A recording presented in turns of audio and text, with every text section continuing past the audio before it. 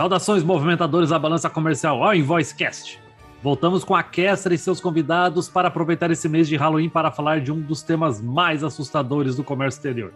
Demurrage! Mas como a gente só tem... Mas como a gente só tem medo daquilo que desconhecemos, ou porque não sabemos o free time, juntamos uma turma especial para explicar o tema. Fábio, quem é você na fila da devolução do container vazio, naquela sexta-feira, 5h30 da tarde, assim, o último dia do free time? Olha, eu como advogado, eu sou o cara que tá indo pro bar já para pedir o meu copo. Esse problema não é meu. Vamos lá. Não, eu sou o Fábio Gentil, sou sócio sênior da Gentil Advogados, um escritório especializado em comércio exterior. E entre os nossos principais assuntos está a demurragem de container. Eu trabalho com isso há mais de 20 anos e comércio exterior aí é o nosso bread and butter, né, como falam os americanos, é o nosso dia a dia, né? Massa. Laisa, por favor. Então, hoje, graças a Deus, eu só procuro soluções, né, das pessoas que têm problemas com demurragem. Esse pesadelo não me aterroriza tanto mais hoje, né? Mas eu comecei trabalhando com comércio exterior tem mais de 10 anos, né? Eu já passei tanto pela parte de importação como pela parte de exportação, passei por toda a cadeia logística e hoje eu tenho o prazer de ser Product Owner lá na Kestra. Regiane, por favor. Bom, eu sou a primeira da fila para devolver, né? Porque eu já tenho 25 anos de comércio exterior, maior parte dele na parte operacional, e realmente era uma palavra que ninguém nem conhecia, né? Demurrage, o que é isso? Porque é desconhecido, ninguém nem quer saber e conhecer para pagar essa conta, né? Então, nesses meus 20 e tantos anos de experiência de comércio exterior, sempre indústria, empresas alimentícias, químicas e agora uma empresa eletroeletrônica, e a gente tenta sempre desvendar esses mistérios do comércio exterior que sempre aparecem. Nossa, então vamos começar aí do básico, né? Que temos bastante estudante que nos ouve, né? E quem avisa amigo ainda mais nesse caso, né? O que é a demurrage, e é importante a gente já entrar também no assunto da diferença entre demurrage de container e de embarcação, que foi aonde ela surgiu primeiramente, né? Vamos lá. A demurrage é uma cobrança que tem natureza indenizatória, que se presta a recompor perdas experimentadas pelo transportador. Vou colocar isso de uma forma um pouco mais prática. Sempre que alguém comete um dano, né, ou causa um dano, melhor colocando, essa pessoa é obrigada a indenizar esse dano. E a demurrage é um tipo de indenização, né? A gente pensa o seguinte: o transportador ele efetivamente deixa de transportar por falta de equipamento. Hoje a gente está vivendo uma crise enorme, né, de falta de container. Então, cada vez mais, essa natureza indenizatória da demurrage ela acaba se comprovando. Quando a gente fala de demurrage de container versus demurrage de navio, você colocou muito bem, a demurrage de container ela tem origem na demurrage de navio. O container sendo considerado vamos dizer assim, um porão móvel, né? Se a gente pegar o porão do navio e transformar ele, fracionar, como se fosse um Lego, de certa maneira, a gente consegue visualizar esse porão sendo manuseado fora do navio. E é justamente pela demurrage de navio que surgiu a ideia da demurrage de container. O container como um equipamento de navio, como previsto na Lei 9611 de 98. Então, na verdade, em termos de natureza jurídica é a mesma coisa, em termos operacionais de procedimento é bastante diferente, né? A demurrage de navio hoje tem uma série de eventos operacionais que não acontecem na demurrage de container. Então, operacionalmente é diferente, mas do ponto de vista jurídico é a mesma natureza. É um pedacinho do container, é um pedacinho do navio que sai, né? Do navio, né? Então... Inclusive, eu ia perguntar isso, eu vou jogar pra Laisa. Mas tem gente que acha que o container é o pacotinho que vem aí, a carga junto. A embalagem, olha só. Vou ficar pra mim, vou guardar pra usar no Natal de novo. Seria ótimo, né? Mas não. Existe um período, né, que você pode utilizar, né? Existe o período de free time do container, né? E depende muito de armador, depende muito da negociação que você fez. Mas geralmente é cerca de uns 7 dias, assim, né? Depende um pouco do tipo de container, né? Se for container rico, se for o container porque não é refrigerado, depende, mas no geral são 7 dias e é muito importante você prestar atenção nesses 7 dias. 7 dias já é Porque puxadinho, no né? armário. Já é emocionante, É né? corrido. Na verdade, hein, Liza? E hoje, recentemente, a gente teve até algumas alterações de armador baixando para 5, né? Puta, Sim, não, cara, sim. 5 tá louco, cara. Eu acompanhei, tem um dado, o armador que aumentou recentemente o tarifário dele do Dry de $75 para 133 e aumentou o Ai, reefer meu pra Deus. $500 e com Caramba. free time de 5 A dias. facada. Então, assim, Não quando é? você perguntou Gente. da natureza, o que é a demurge, historicamente, a natureza justamente é indenizatória porque ela se presta a recompor uma perda, né? Em direito, a gente fala, a indenização tem o objetivo de reconduzir um patrimônio perdido. Mas quando eu me deparo com uma diária tão robusta, para não falar de outra forma, Stonks. Palavra bonita. para não falar que, né? pra não falar que é Gostei. extorsiva, né, abusiva, Gente, Né? isso começa a chamar a atenção se existe ou não um abuso, né? Se existe um exagero. Recentemente, a ANTAC tem levantado uma discussão antiga a respeito da natureza jurídica para saber se realmente é uma indenização ou para saber se é uma cláusula penal. A cláusula penal, colocando de uma forma assim, bem simples, especialmente para os estudantes, é um castigo, né? Então, sempre que você tem um contrato, o contrato tem direitos e obrigações, e quando uma obrigação é descumprida, você tem ali uma cláusula penal, é uma forma de castigar alguém que descumpriu uma cláusula contratual. Então, existe, nesse momento aí, foi reacendida essa chama, né, essa discussão da natureza da demurge. Agora, independentemente disso, já fui questionado por várias pessoas, né, o que eu acho, se eu acho que é natureza de indenização, ou se eu acho que é cláusula penal. Eu sempre digo a seguinte, sempre me posiciono da seguinte forma. A diferença de natureza é muito importante para quem cobra, porque do ponto de vista judicial mudam as exigências. Então, por exemplo, em cláusula penal eu tenho que comprovar a culpa da parte contrária. O que é a culpa? Negligência, imprudência ou imperícia. Então eu preciso comprovar que o importador, ou melhor colocando, que o consignatário, que nem sempre é o importador, agiu com culpa. Então, do ponto de vista procedimental, tem uma diferença para quem cobra. Mas, voltando, eu sempre coloco da seguinte maneira, isso não é a minha principal preocupação. Então, como advogado da área, o que mais me chama a atenção são os valores, que eu acho que é justamente onde a ANTAC deveria trabalhar, para que haja transparência. Se é uma cobrança de natureza indenizatória, então há de existir uma correlação entre os danos sofridos e o valor que eu cobro de indenização. Não é justo que você bata no meu carro e eu te diga que para consertar um arranhão custou R$200 mil. Ou deu PT, né? Que é mais ou menos a mesma ideia, tá? Essa ideia do PT. Porque se você paga um tanto de demurragem que é suficiente para comprar um container novo, é como se tivesse dado PT. É claro que Eu tô achando a cara da Regiane, que eu tô ficando com o coração na mão, porque ela tá com uma cara de dor. Mas dói, né, Regiane? Falando. A gente no podcast não aparece, mas ela tá com uma cara de dor. Porque eu acho um custo, é um custo que eu sempre falo que demurragem é uma multa, é um aluguel de um container que você paga, né?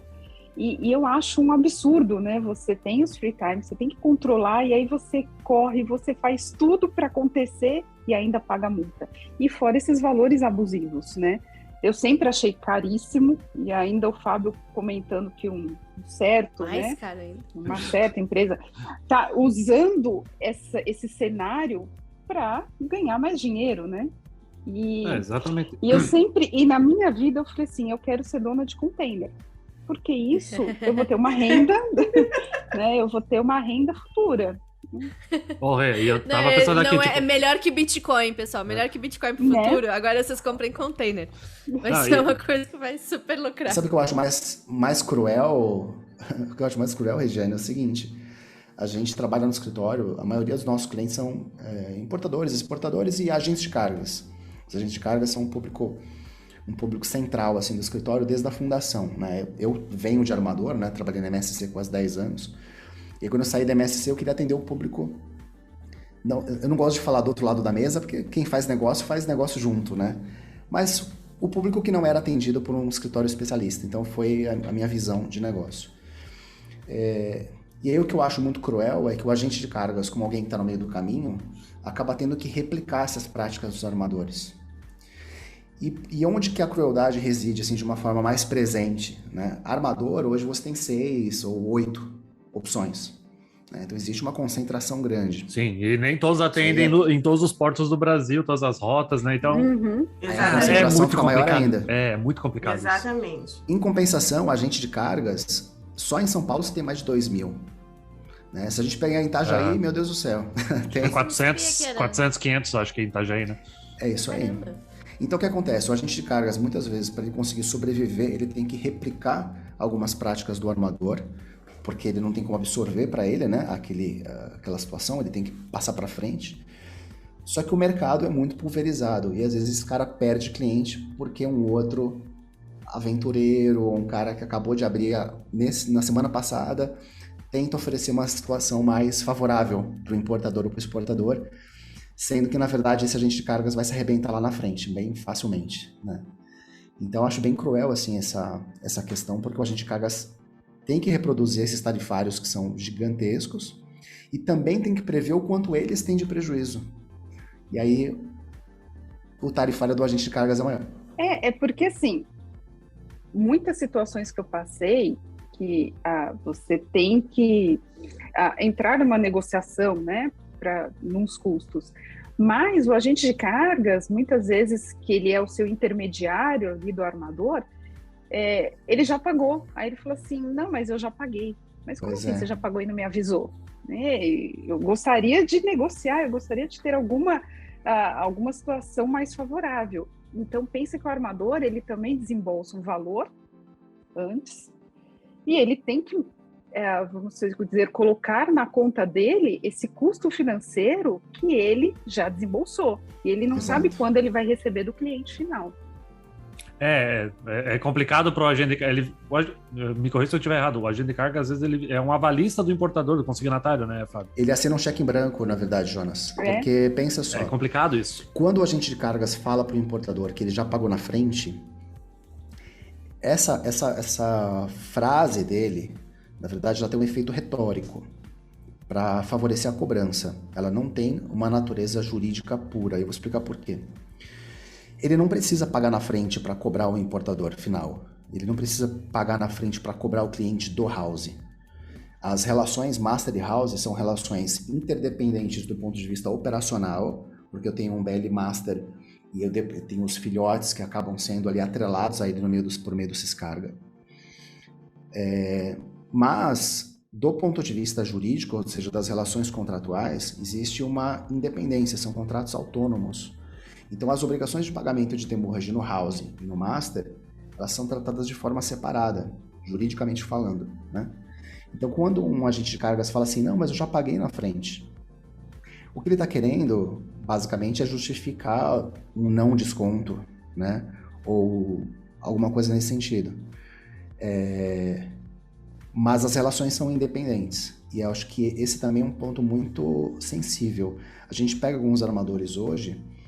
Existe um dado armador. Eu tô um pouco preocupada com esses dados armadores do Fábio. É o dado 2 agora. Tá. Agora é o dado 2, é outro.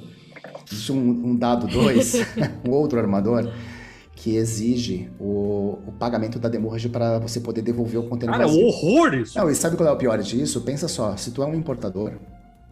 Porque se tu é um importador, qual é a situação que tu pode levantar? Tu fala assim, poxa...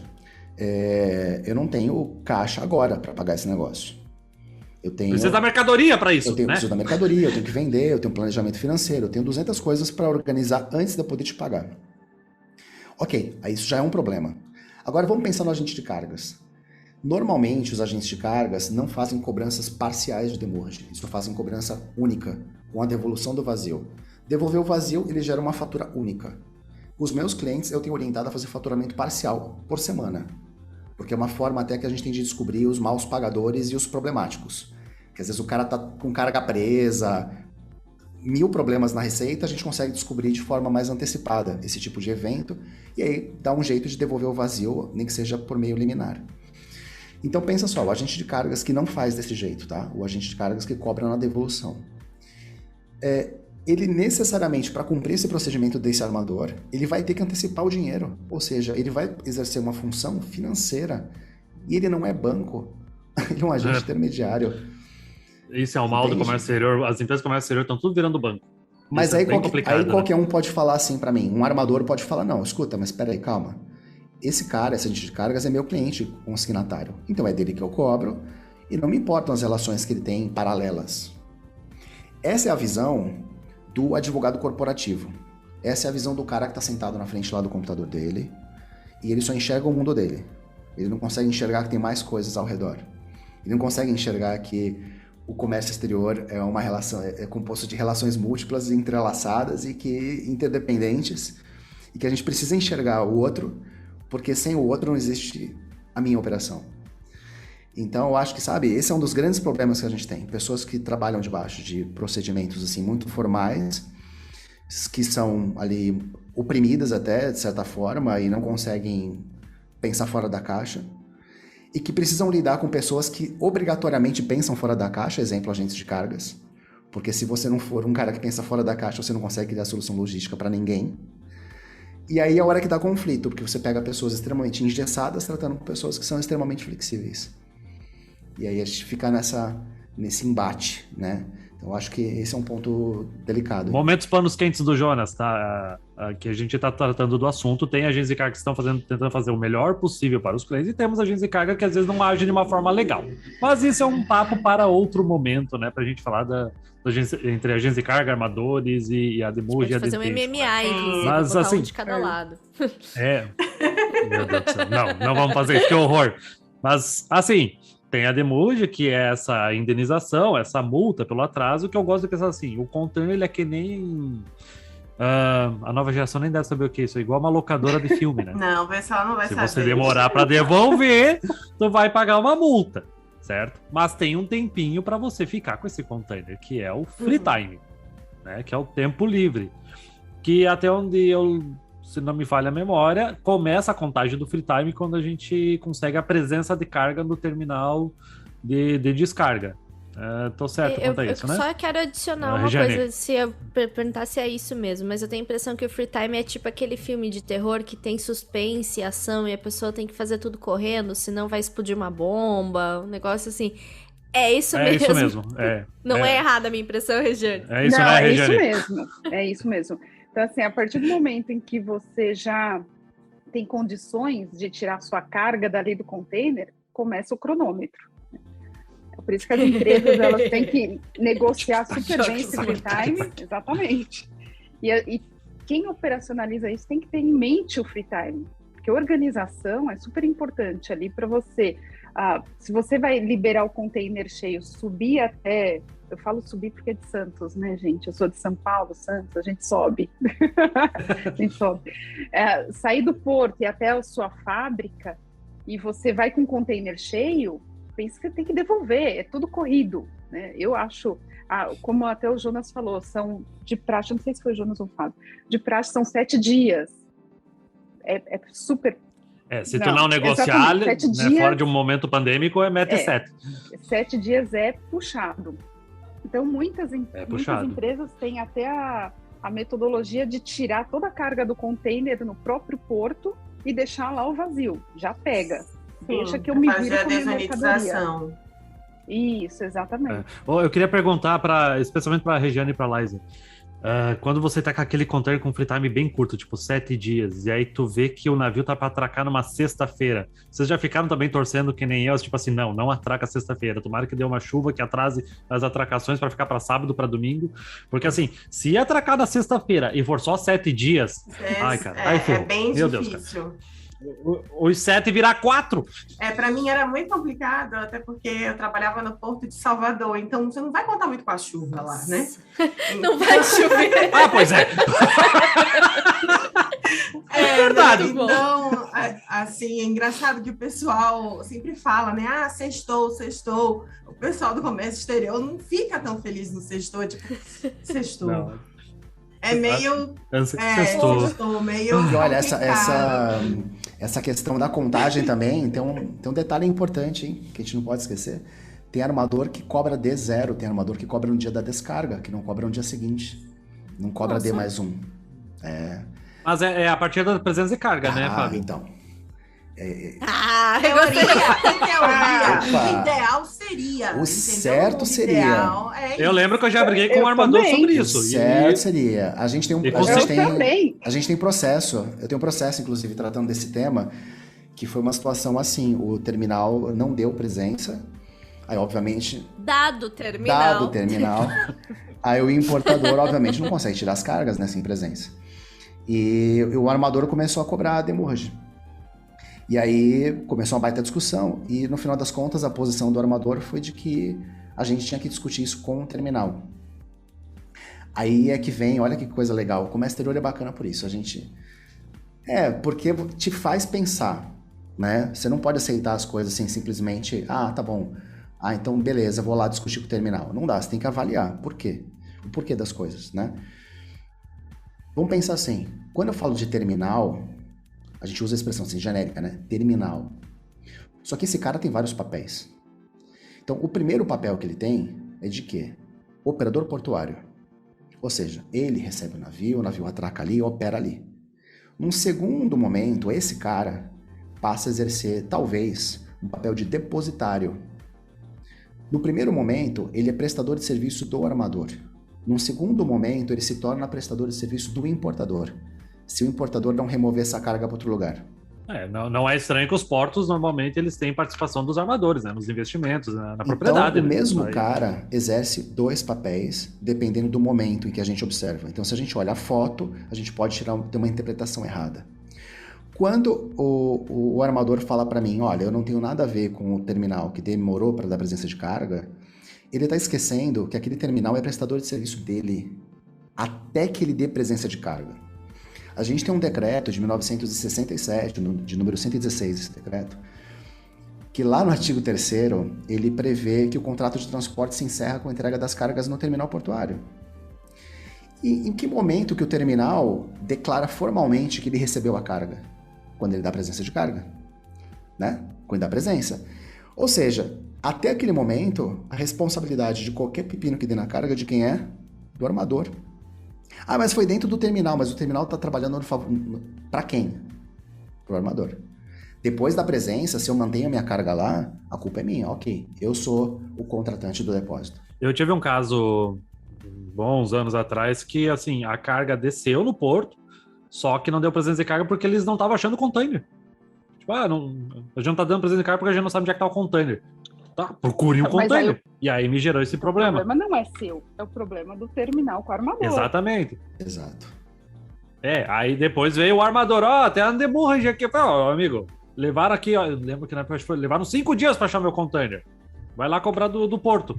Até tentaram mandar esse Miguel, mas tu tem que falar que... Não, de jeito nenhum. Não. Aí como eu tava numa empresa que era maior e tal, a gente tem, digamos assim, um poder para falar com o armador e engrossar sem precisar ir para as vias judiciais. Porque, assim, para uma empresa pequena, tu vai tentar conversar com o armador, complica, né, gente? A gente sabe disso. Mas sabe o que eu acho engraçado? Às vezes a gente acaba pegando um certo ranço, assim, né, de alguns nichos, né, de alguns tipos de empresas. Mas tem algumas idiosincrasias, assim, que são muito particulares dos armadores. Uma coisa que eu percebo. Quanto maior a empresa, maiores são as chances de acontecer alguma bizarrice. Por quê? Em que sentido? É verdade.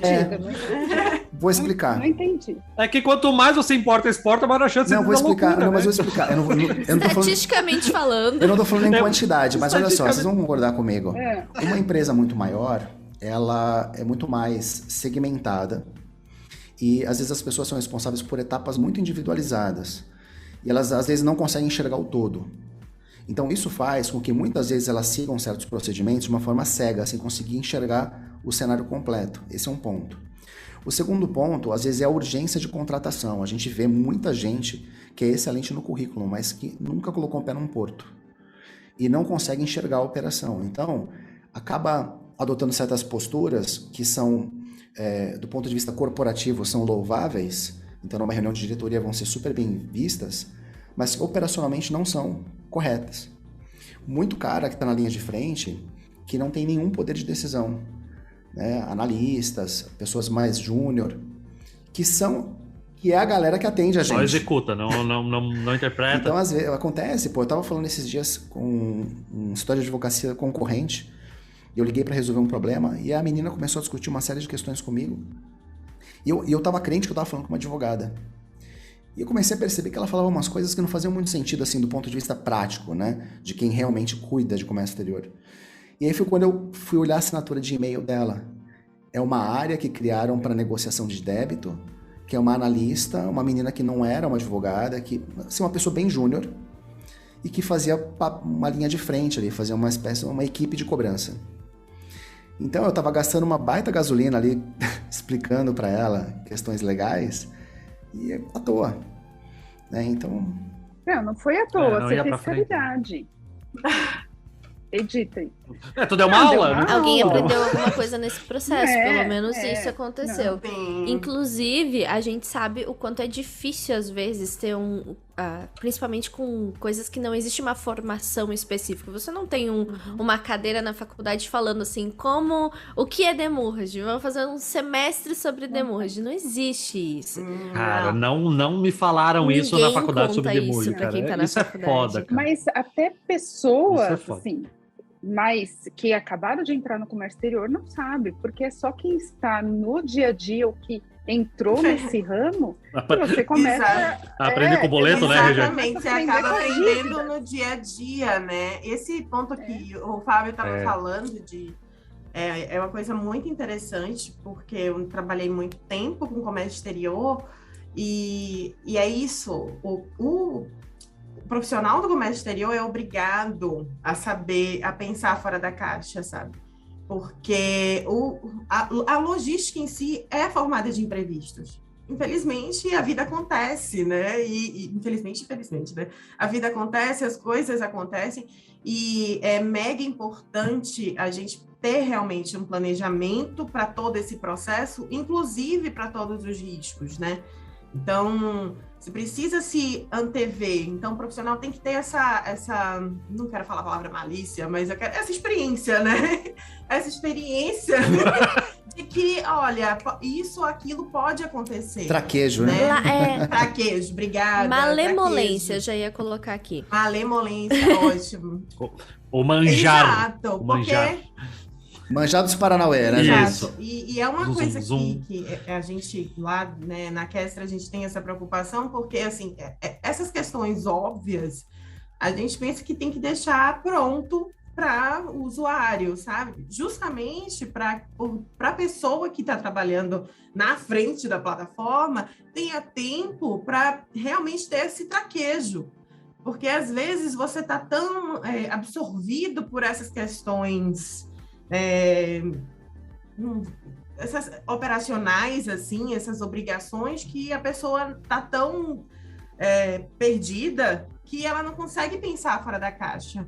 Então, Isso é uma coisa que eu acho que falta muito, é planejamento, sabe? Eu ia trazer esse tema, inclusive eu ia fazer essa pergunta especificamente tanto para a Regiane, porque eu queria entender um pouquinho sobre o que precisa constar nesse planejamento para que ele evite esse tipo de problema. Tá, eu sei que eu tenho que planejar, mas quais são os riscos que eu tenho que mensurar nesse planejamento? O que eu preciso prever que pode acontecer para esse planejamento ser eficaz?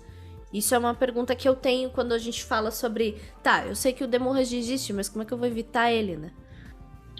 Exatamente. É esse quando você entra na operação do desembaraço, né? A mercadoria está lá pronta, você já tem que saber antecipadamente, até antes do navio chegar, o que você vai fazer com aquele container. Você vai desovar a carga lá no porto? Você vai trazer já com a mercadoria toda dentro do container? Quanto tempo você vai ter esse transporte até sua fábrica e voltar? Você tem que contar tudo isso, porque quem trabalha no dia a dia na operação tem que saber o seu free time, que é aquilo que a gente falou, esses 7 dias padrão, que se você tem uma negociação melhor ainda de containers especiais, fora que nas empresas que eu trabalhei, a gente tinha free times diferentes de acordo com o tipo do container, porque são containers especiais, que é escasso no mercado, então você tem menos tempo. Aqueles mais comuns, você tem mais tempo. Então, tudo isso, sabe, você tem que saber no detalhe da operação, como o Fábio falou. O comércio exterior, você tem que estar atento a todos os detalhes para poder planejar. E ainda, mesmo assim, escapa. Você tem um canal diferente de verde, você tem uma conferência do Ministério da Agricultura, que é o MAPA, e aí fura aquele seu planejamento, porque são imprevistos que acontecem. Mamadeira condenada. Exatamente, né? Ô, Regiane, eu posso até complementar. Eu acho que a gente tem uns passos para trás que às vezes passam despercebidos. Por exemplo, o importador que rotineiramente importe compressif. Eu já cansei de ver importador que nem sabia qual era o free time. E ele falava assim, não, mas eu comprei CIF. Já deu ruim. Deu dor de barriga no Jones. Eu não contratei nada, eu não sei e tal. E todo contrato de compra e venda que a gente faz, a gente trabalha muito com isso, né? Contrato de compra e venda internacional. Então, independentemente do Incoterm, eu sempre falo para os importadores, você tem que ser o responsável por negociar a demurrage. Você tem que negociar o free time. Você, preferencialmente, mesmo que você pague dentro do preço pelo frete, se possível, você deve contratar o teu operador logístico. Então, você escolher quem é a empresa. Mas o Incoterm fala que a contratação do frete quem paga é o exportador. Não importa. Incoterm não é tratado internacional. Incoterm é publicação privada. Ele permite que você faça ajustes, né? Então, ele é flexível. Só que as pessoas não sabem disso, né?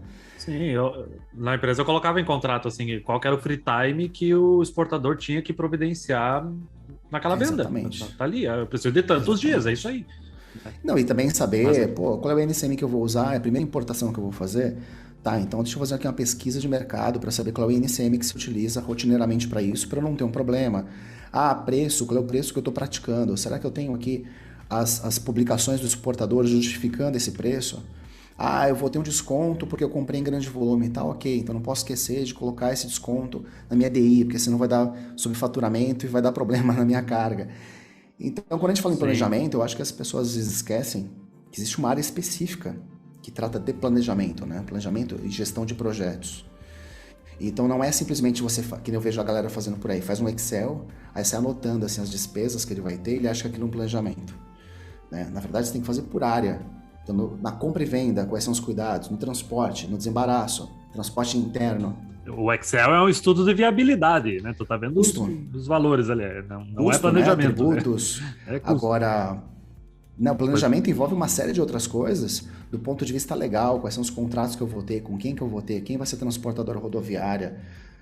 Eu vou, vou me tornar um OEA para eu ter facilidade de desembaraçar as cargas com mais rapidez. Então tem 1000 itens aí que acabam passando despercebidos. Porque não, tem uns mais exóticos, até vou contar a minha história para ver se a Laisa e a Regiane, que são da operação, fazem acontecer. A Laisa não mais tanto, mas tem história com certeza, né? Eu tive uma vez um caso que a gente teve uma importação.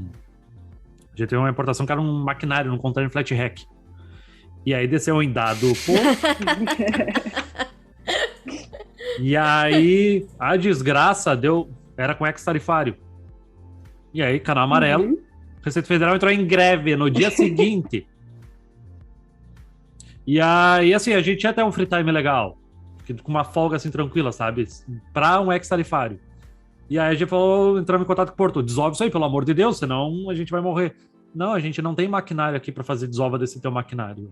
A gente não tem maquinário interno para desovar a tua mercadoria. Tomei, né? Tipo assim, eles não... Então, se a gente for atrás do maquinário e não sei o que, não, a gente não autoriza maquinário externo a entrar. Mas tu vê que safadeza? Porque a legislação permite. A resolução 34 a legislação permite que você... Olha! Eu era jovem, inocente e não conhecia o Fábio, né? Cara, mas tu vê algumas coisas isso aí. Porque assim, ou então, que já aconteceu com um cliente meu, de utilizar maquinário, até foi um caso de, eu acho que eram bombonas, e teve um vazamento e tinha que fazer a contenção do líquido, né, que estava extravasando do equipamento. E aí dado o terminal, utilizou o equipamento próprio e foi uma fortuna, comparando com os valores de mercado, foi um valor bizarramente assim, maior. E só apresentaram a conta e o cliente não teve nenhuma oportunidade de buscar no mercado uma alternativa mais viável, né, economicamente. Então, assim, tem um brocardo que a gente usa muito em direito. É força de golpe para cair, né, cara? Que a gente sofre. A gente tem um brocardo que diz que o direito não socorre aos que dormem. No comércio exterior, isso é a mais verdade, né? A mais pura verdade. Bobeou, alguém vai ter alguma vantagem em cima de ti. Sim. Olá, Isa, Regiane, vocês têm alguma história assim também de sofrer com container? Eu tô entendendo, eu até desculpa interromper, meninas, mas eu tô vendo que além do planejamento tem que acender uma vela, tem que botar uns Sim. incensos, É, uma bola de exatamente. cristal. Não existe ateu quando o assunto é demônio. Nossa, isso é ótimo. Gente, Não ó, eu vou existe. contar uma história em que, assim, não é só isso. Aí você acha que deu tudo certo, né? Ufa, me livrei. Não, depois de um ano aparece uma conta. Mas você fala, da onde apareceu essa conta? Né? Então, não basta, assim, você achar que é tudo imediatista. Não. Depois de um ano aparece. Nossa. O armador me mandou calendário. Não. Esse é um cuidado. Exatamente. Esse é um cuidado legal também, né, Regiane? Esse é um cuidado bacana também. A cada, sei lá, 1 mês, 2 meses, 3 meses, quem tem importação regular, pedir um comunicado formal do armador atestando que não tem nenhum débito. Isso, depois que a gente passa por esses perrengues, é que a gente boa. aprende, né? Mas, assim, mais uma dica bem bacana, que eu acho que a Liza até pode contribuir bastante, é você ter um sistema que te ajude a controlar isso. Você pensa em empresas com grandes, certeza, que tem nossa. vários containers, você não tem como fazer no nosso Excel. É, Não dá. Exato. memória não bom, vai, né? Um dos pontos interessantes lá na Crestra é que a gente tem um alerta, né, de todos os containers que podem virar uma demurge. Então, você já se antecipa caso você tenha um pesadelo desses, né? E no comércio exterior é isso, é você saber os riscos que você pode passar e ter essa informação o mais rápido possível. E como o Fábio falou, né? Você precisa estar realmente ligado em tudo, a todo momento. E o processo muda a todo instante. Então, você precisa ter esse acompanhamento diário, em tempo real, do que está acontecendo. Então, próximo de acabar o free time, ele avisa, tá acabando o tempo aqui, exato. Se liga. É isso? Ele solta um alerta. A sirene, né, do né? desespero. Exato. A Kestra informa, né, a quem está tomando, né, o usuário que está prestando atenção naquele embarque, todos os containers que podem gerar algum problema, e aí ele pode tomar as possíveis providências para que aquilo não ocorra. Hoje em dia, eu assim, como eu já sofri muito. Tamo junto, irmão.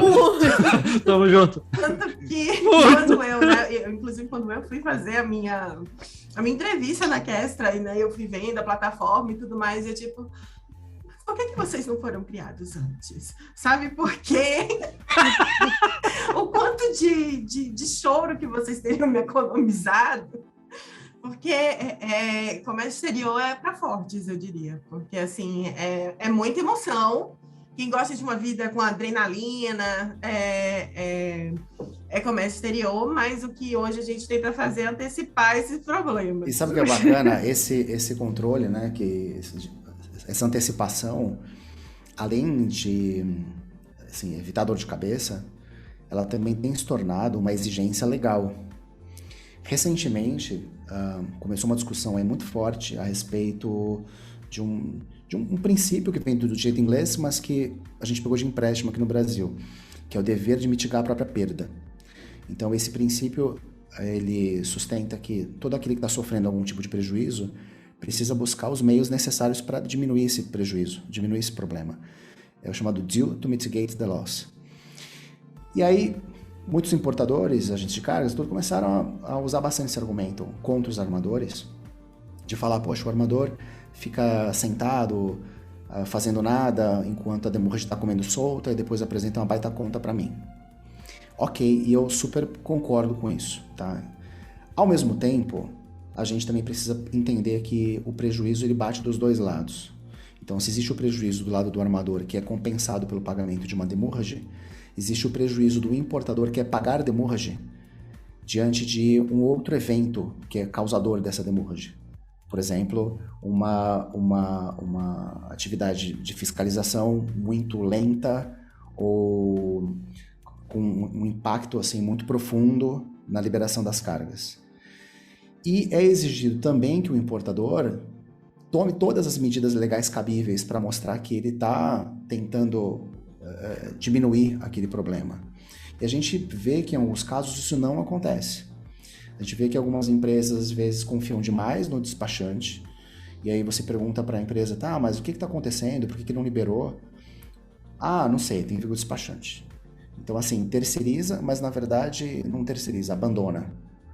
E aí, quando vem a cobrança, aí sim vem uma série de justificativas, explicações, etc. e tal.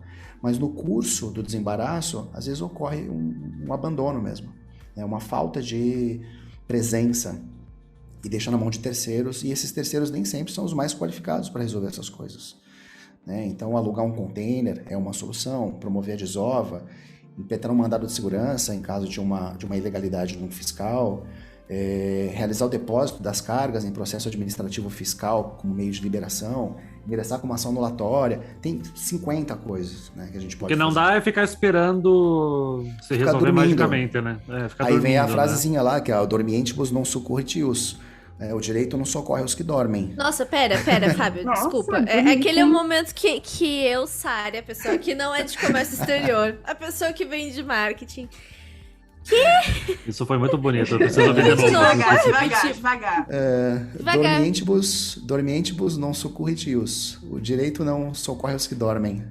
Eu só conhecia a máxima do comércio exterior, que é tirai-vos do nosso e botai-vos no vosso. Né? Que é isso é boa também. Que é muito comum no comércio exterior, né? Mas é assim, a gente infelizmente vê muito isso, uma galera que sabe, parece aquela história de família, assim, o filho drogado, e a mãe fala, onde foi que eu errei? Aí quando tu vai analisar a história da família, no container. Não tem presença nenhuma, nunca participou de nada, nunca viu nada, não acompanha nada, não sabe nada da vida do filho. E aí quando o filho aparece lá com mega problema, aparece na delegacia, aí a mãe chora e tal. Eu tô adorando as analogias pra Demurge, eu tô amando. Gente, é um tema de Halloween mesmo, essa Demurge. Olha a analogia. A gente saiu do filme de terror, a gente saiu do filme de zumbi, porque o cara, pra não estar acompanhando o negócio, ele tá morto, então é um filme de zumbi à parte. Agora... É aquele horror gore da Band de antigamente. Nossa, Jonas, se entregou agora, hein? Nossa, agora eu fui longe, né? Meu Entreguei a minha idade, né? Tu é da época daquela lei lá, do 1960, né? Sim, só.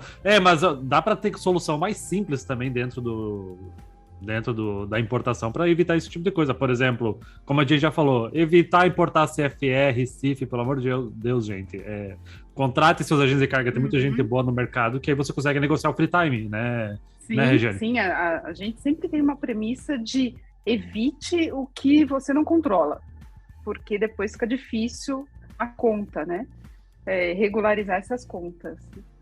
Uma outra questão também, que a gente estava falando até de planejamento, tudo, e a gente comentou aqui, é o seu OEA.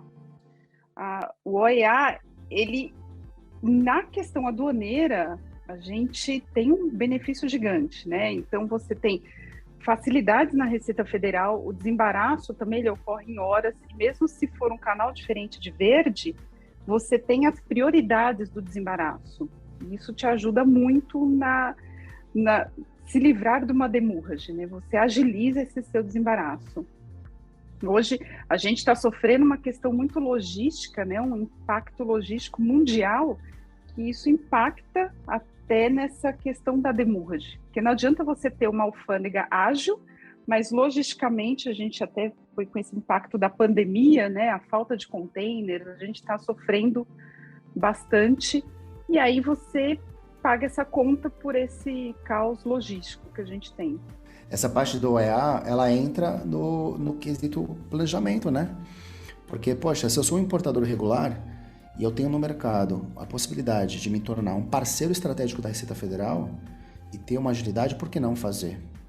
A gente, na minha apresentação, falei do meu papel como sócio da Gentil Advogados, mas eu sou diretor também da Gentil Consultoria. E na Gentil Consultoria, o nosso principal produto é a certificação de OEA. E a gente tem levado essa solução para muitos importadores que nem sabem, né, às vezes que existe. E, poxa, ouviram falar lá atrás em linha azul, né? Aí tem uma ideia vaga. Nossa! Tem uma ideia vaga, Fábio também antigo, denunciou né? a idade, hein? Pelo amor de Deus. Eu não sou da época do Telex, mas eu acompanhava minha mãe na época do Telex. Nossa. Faz tempo. Mas, assim, bem bacana que a gente tem visto. Dá a entrada aí via fax no linha azul, por favor. E uma coisa bacana, né, a gente falando do EA, é que num primeiro momento teve muita gente que foi resistente, falando, poxa, não adianta nada eu liberar na receita se eu tenho os anuentes que são o meu grande entrave, né? Mas a gente tem visto aí no EA integrado, os anuentes cada vez mais participando, né? Se tornando presentes. Mas eles vão entrar, né? Estão entrando já, né? Então a gente tem, por exemplo, do mapa, a gente tem o EA Agro, que é um EA específico para o agronegócio, que é um complemento ao EA tradicional, né? A gente tem já o Exército participando. Mas então, vamos lá, aconteceu a Demurge, vai ter que pagar, chegou aquele boletinho bonito. Como é que dá para resolver? Rola um descontinho? O que dá pra gente fazer para... Eu nunca pago. Meu Deus, a Regiane já tá pistola. Eu nunca pago de início. Aquela pessoa resistente. Nunca pago. Ela tem uma gaveta dos boletos guardados. Exatamente, tá tudo ali. Eu quero entender por que me cobraram, que dia que foi, que dia que saiu, que dia que eu devolvi. Porque é uma cadeia toda, como o Fábio falou, fala com o seu terminal, fala com o seu despachante. Então você vai ter que colocar todo mundo no mesmo patamar ali para entender o porquê da cobrança. Aí tá certo, a cobrança tá certa. Aí você fica mais cegado. Mas agora eu quero um desconto. Não é assim, pagar, né? Vamos pro desconto. Aceita vale-refeição? Bem assim, parcela, qual o desconto, e à vista, quanto sai, né? Tem que chorar mesmo para conseguir. Às vezes não é uma negociação fácil, né? Dependendo do armador, é bem difícil de você conseguir um mínimo desconto. E às vezes o drama ajuda um pouco na negociação. Que tipo de drama? Sinceramente, assim. Tô sem dinheiro, assim? Não, você vai, pega a Fernanda Montenegro que tem dentro de você e tenta negociar com o armador, porque é muito difícil, às vezes, você conseguir desconto. E eu digo, fazer bem esse trabalho de pegar todo o histórico do que aconteceu, né? Como você falou, entender todo o processo, porque às vezes incorre em alguma coisa que, de fato, o armador poderia tomar aquela responsabilidade para ele, sabe? Muitas vezes é isso, e às vezes é um prazo muito curto e que aquela multa... assim, eu sempre acho muito abusiva, mas aquela multa poderia ser colocada de um valor menor, entendeu? Então... Eu queria até perguntar para o Fábio o que ele comentou antes sobre conferir os débitos com os armadores. Mas assim, os armadores não são uma turma muito organizada. Às vezes os caras demoram 2 anos para vir cobrar a gente. Uhum. Não, e se eu sei que eu tô devendo essa demurge, eu sei que os caras vão demorar para cobrar, não é melhor eu ficar quieto e guardar essa grana, deixar ela investida em algum lugar e esperar os bichos vir atrás? Então, depende. Depende de várias coisas. Vamos lá. De novo, toda vez que a gente faz algum tipo de análise, a gente tem que ter a visão global daquele assunto, né? Do ponto de vista financeiro, se você é um comerciante que consegue fazer um lucro de 100% em cima dos seus produtos, faz sentido você postergar qualquer tipo de pagamento que tenha um juro, uma correção monetária que, de forma composta, não sejam superiores ao teu lucro. Então, do ponto de vista puramente financeiro, esse tipo de análise faz sentido. Agora, a gente precisa levar em consideração também que não só aspectos financeiros são levados em conta para esse tipo de estudo, né? Tem um aspecto comercial. Hoje, se você tem uma pendência de demurrage perante qualquer armador, muito provavelmente a empresa vai ser lançada no chamado, na lista de devedores. Eu uso uma outra expressão, mas que é politicamente incorreta. Na lista de devedores. E isso te impede de fechar novos bookings. Então, especialmente para... Mesmo se nunca veio a cobrança? Tipo... Porque consta dentro do sistema deles, de novo. Internamente você tem um departamento de demurrage e tem um departamento financeiro. O departamento de demurrage tem um registro de débito. E esse registro de débito normalmente é compartilhado com o comercial. E você tem o departamento financeiro, que é quem vai dar materialidade para esse evento e fazer com que surja um boleto para cobrar. E aí, às vezes, existe um gap entre esses dois departamentos, seja por sistema ou seja por qualquer tipo de falha. Então, você saber que tem o débito e se calar, talvez possa ser interpretado como má fé. Eu entendi. Eu tive uma situação uma vez, eu preciso contar essa. Eu tava aqui falando com a Sarah no WhatsApp, que a gente fica conversando, né? Porque vem história de emoji e dá o ódio, a gente lembra das histórias. Né? Eu lembro que eu tava com uma demoji, que eu sabia que tava em demoji, mas o armador não falou, fiz o que o Fábio falou pra não fazer, né? Fiquei quieto. E aí veio uma empresa de cobrança, uma Botou terceirizada. mais 10% na tua conta. E era tipo assim, pior que não. Pior que não, eu lembro que não. Até que tava no valor, só que era tipo assim, dia 5, sei lá, era dia 5 mais ou menos. E aí o cara começou em cima de mim, tu tem que pagar isso aqui. Cara, extremamente... Agressivo. Não, ele era grosseiro, assim. Ele era muito agressivo na cobrança. Tu tem que pagar isso aqui, tá atrasado há um ano, não sei o quê. Eu falei, agora vocês estão com pressa, eu falei pra ele. Né? Já comecei... Já os 2 pés no peito. Eu era jovem, inconsequente, né? Hoje eu só sou inconsequente. E aí ele assim, mas tu tem que pagar não sei o que. Eu falei, tu tem que pagar? E aí eu conversei com alguma pessoa que trabalhava em empresa assim, eu falei, como é que funciona? Esses caras ganham meta até final do mês? Até final do mês. Eu falei, então tá. Aí eu respondi pro cara, eu vou pagar no dia 5 do mês seguinte. Não, cara, se tu pagar no dia 5 do mês seguinte, a gente vai acionar nosso jurídico. Eu falei, então tá bom, aciona. Então o jurídico custa mais caro que essa dívida de burge. Ele, não, tu tem que pagar, vou acionar. Aí ele ficou o mês inteiro falando, se tu não pagar, eu vou acionar. E não parar de passar o tempo. E aí eu paguei no dia 5 do mês seguinte e acabou resolvendo o problema, entendeu? Eu queria trazer uma visão para vocês a respeito dessa questão dos descontos.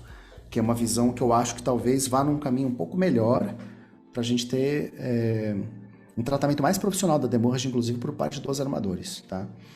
Hoje, os analistas que fazem um atendimento ali no dia a dia têm uma margem ou nenhuma, ou uma margem de uns 5% para poder fazer a cobrança. Qualquer coisa fora disso, só com as matrizes. Normalmente é assim que está acontecendo. Com a falta de equipamento, a demurrage está se tornando ainda mais interessante para os armadores, então eles têm os olhos bem voltados para isso, né? E do ponto de vista judicial, existe um pacto histórico de processos em que os processos que foram ajuizados anos atrás estão começando a ser pagos agora.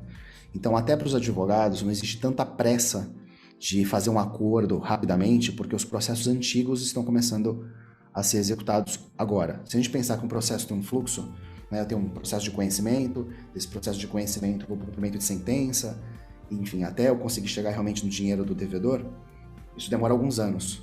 Então, existe uma espécie de um ciclo. E processos mais antigos estão sendo pagos no dia de hoje, né? E assim vai, esse tipo de ciclo. Então não existe mais aquele apavoramento de querer receber muito rápido, porque o fluxo financeiro já é bastante constante, seja na cobrança extrajudicial, seja na cobrança judicial. Então o que a gente percebe? Que, sim, como a Regiane falou, não pagar imediatamente não é por uma questão de porque eu sou contra o pagamento, mas porque eu preciso verificar se está tudo certo, se eu realmente devo e tal. Mas eu acho que essa política do desconto, ela acaba criando alguns vícios que historicamente se mostraram muito ruins no comércio exterior. Então, um desses vícios é de dar um poder excessivo para o pessoal da área de demurrage. Demurrage, aí entenda, vamos colocar debaixo desse guarda-chuva aí detention, long standing também, que para quem faz exportação. Então, de ficar submetendo as políticas de cobrança a relacionamentos interpessoais. Então, eu gosto mais do Jonas do que, sei lá, da Sari. Então, eu vou dar desconto pro Jonas, ou vice-versa, né? Então, a gente vê, assim, que tem essa política do submeter desconto a relacionamento interpessoal é muito ruim, isso é muito pouco profissional. Isso acaba fazendo com que a gente fique refém desses relacionamentos. Então deixa de ser uma coisa objetiva. E aí a gente tem que ficar sendo subjetivo. simpático com todo mundo toda hora. A gente não aguenta mais fulano. E não faz Quer sentido. mandar fulano lá pra outro lugar não, querido, bom dia. E quando a gente faz cobrança... E olha que interessante, lá no escritório a gente tem as duas pernas. A cobrança e também a negociação de débito. Quando eu faço cobrança, uma das perguntas que eu sempre faço pro devedor é a seguinte... O devedor fala, eu quero um desconto de 50%, de 20%, de sei lá, quanto for. Eu sempre pergunto, escuta, mas qual foi a participação do meu cliente, normalmente um agente de cargas, né?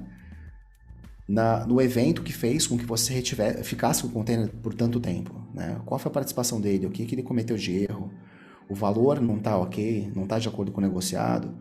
Não, o valor está certo. E o free time está certo? O free time está certo. Ele de qualquer forma, ele participou, ele fez alguma coisa que te atrapalhou para devolver o equipamento? Não, ele não fez nada. E aí a gente vai fazendo essas perguntas, esse método socrático, você vai fazendo a pessoa pensar. Tá, mas por que então que ele tem que te dar um desconto de 20%, ou de 30%, ou de quanto for? Se você assina um termo de responsabilidade se compromissando a pagar um valor ali específico por dia. Ah, porque teve uma greve, porque teve isso, porque teve aquilo. Aí vem a análise subjetiva. Né? Quais são o contexto, né? Em que contexto que aquela situação aconteceu, aquele atraso aconteceu. E aí uma análise de, vamos chamar assim, de oportunidade. Ah, então vamos incrementar aqui as nossas relações comerciais, eu te dou um desconto. Né? Então é uma forma de tratar isso. Quando eu negocio com armadores, eu também tomo muito cuidado de tentar ser o mais sensato possível, sabe? Nessas negociações. Primeiro, para eu não ficar dependendo de relacionamento interpessoal, de não ficar pedindo favor, porque não é assim que as coisas devem ser tratadas, né? Segundo, de não ir contra o que foi contratado, porque senão fica parecendo um comportamento assim meio vamos assim, juridicamente injustificável, né? Então, especialmente para um advogado, às vezes fica estranho a gente ir contra o que foi contratado. E aí eu procuro focar sempre nessas peculiaridades de cada embarque. Então, poxa, tive aí um problema com o mapa, tive um problema de uma vistoria, teve uma avaria, coisas assim. E aí sim a gente justificar, sabe? Então, acho que se a gente conseguir levar para um lado assim bem mais profissional, isso acaba esvaziando um pouco esse poder que a gente percebe que algumas pessoas tentam exercer em cima da demurrage, e tudo gira de uma forma mais rápida. A gente não vai fazer negociações de meses, né? Em poucos dias você consegue resolver.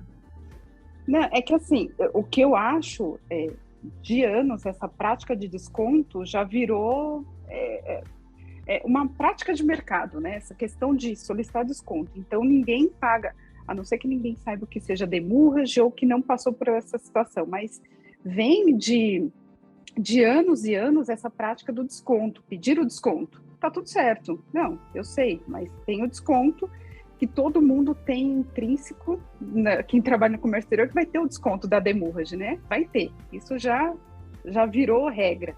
E uma outra questão também é o preço. Pensa que nós estamos no Brasil, eu sei que é uma questão global, mas o dólar... então ainda com o dólar, né? Que é cobrado em dólar, né? Exatamente. Então, a diária em dólar. A gente tem uma variação de dólar absurda. Tem fases em que a gente está mais estável, mas está instável. E você não tem na sua conta... quando eu importei, ou quando eu assinei esse contrato há 2 anos, o dólar estava 3,50. Agora está 5,50. Não estava prevendo esse custo. Então, eu acho que para o Brasil, essa variação da moeda influencia para você. Mas tem um caminho... Faz sentido. Mas tem um caminho, eu acho que tem um caminho inverso que a gente pode avaliar também, que a gente tem feito com alguns clientes, tá, Regiane? Então, por exemplo, eu olho assim, historicamente, quantos embarques aquele cliente tem por mês. E aí eu olho todos os embarques dele, o que deu de demurrage, e qual foi o valor cobrado e o quanto que ele pagou. E aí a gente percebe que toda vez ele tem, sei lá, 10% de desconto. Só que a gente percebe que toda vez é uma guerra para conseguir aqueles 10%. Então, a gente inverteu a lógica. Procuramos o transportador e falou, cara, olha só, aqui está a história dos nossos embarques. Toda vez você dá 10%, 15% e tal. Então, em vez de tu me cobrar um tarifário de $100, me cobra $90 e eu vou pagar no vencimento. Porque eu entendo que 90%... Porque se eu estou pedindo 10% de desconto, é porque eu entendo que 90% é ok. E não 100%. Óbvio. Aí depende da estrutura... Mas de dólar a 3,50 para 5,50, esse 10% não, beleza. Virou... né? Mas poderia ter ido a 2%, né? Não é o que se espera, porque o mercado não é esse. Até a gente tem aí indicações econômicas no sentido de 5 para cima como padrão para estabilização do... Mas aí o armador está protegido de qualquer forma, que ele está recebendo em dólar. Né? Mas aonde eu quero chegar, Jonas, é o seguinte. Você tem tradicionalmente lá um desconto que você pede. Em vez de trabalhar com desconto que é desgastante e sempre abre discussão e te coloca dependente de alguém, você inverter e ter um tarifário mais bacana. Obviamente que isso só vai funcionar se você não tiver o teu funcionário responsável pela demurrage, se for ok, ele receber toda a fatura e pagar sem reclamar, entendeu? Se tiver uma expectativa corporativa de que esse cara consiga uma redução, aí essa lógica não vai funcionar. Porque o coitado do funcionário vai passar por incompetente, porque ele vai receber a fatura e vai pagar direto. Mas a gente teve algumas experiências, óbvio, não existe a verdade absoluta, né? Tudo é experiência. De um jeito para um funciona, para o outro não funciona. Mas a gente teve algumas experiências que super funcionaram. Do cliente ter um tarifário diferenciado, um tarifário que ele acha que é justo, ele recebe a fatura e ele paga imediatamente, sem reclamar. E o relacionamento comercial ficou muito mais saudável, porque evitou toda hora de ter esses embates, né? Uhum. Bem, como a gente falou bastante durante toda a conversa, o planejamento é a melhor solução para que não haja demurge, né? Que é isso que a gente quer evitar. Então, existem essas formas que a gente pode pensar uma estratégia de conversar com o importador, pedir para o porto, antes de registrar a DI, já fazer a desova da carga, para poder já liberar o container, ou mandar para uma zona secundária, um EAD que seja, um porto seco. Existem essas formas, mas para se ter uma visibilidade, é importante que você faça todo o monitoramento desse seu embarque desde o início.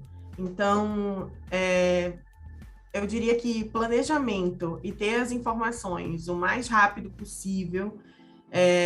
Eu não vou saber falar em latim, como o Fábio falou, né? mas é necessário que você realmente não durma no ponto, sabe? Você tenha todas as informações o mais rápido e à mão possível para que você possa tomar todas as providências cabíveis para que não aconteça demurge, porque tudo isso aqui é para que não aconteça, tá? O ideal é isso. Então, pessoal, chegamos ao final de mais um podcast e esse bem aterrorizante, cheio de fantasminhas e lendas urbanas por trás desse tema, mas com certeza a gente ficou aqui com um aprendizado bem forte de que, primeiro, o demurrage, ele não tem que ser alguma coisa previsível como, normal, vou pagar demurrage. Não, evitem isso! Filmes de terror, não precisa você ficar na casa lá do terror pra ver que todo mundo vai morrer assassinado. Não, você pode fazer com que isso aconteça de maneira correta, prevendo, planejando e colocando todo o seu conhecimento em prática para que a demurrage não aconteça e seja só uma historinha para lembrar em momentos de tensão. A Kestrel e o Invoicecast vão conversar mensalmente sobre inovação, tecnologia e muito mais assuntos de comércio exterior. Então acompanhe com a gente, participe dessa conversa nas nossas redes sociais e conecte-se com a Kestrel. O link do perfil de todas as redes está aqui na legenda do nosso EP. Pessoal, muito obrigada, trabalhos encerrados e até a próxima. Tchau, tchau. Tchau, tchau. Tchau, gente. Até a próxima. Valeu.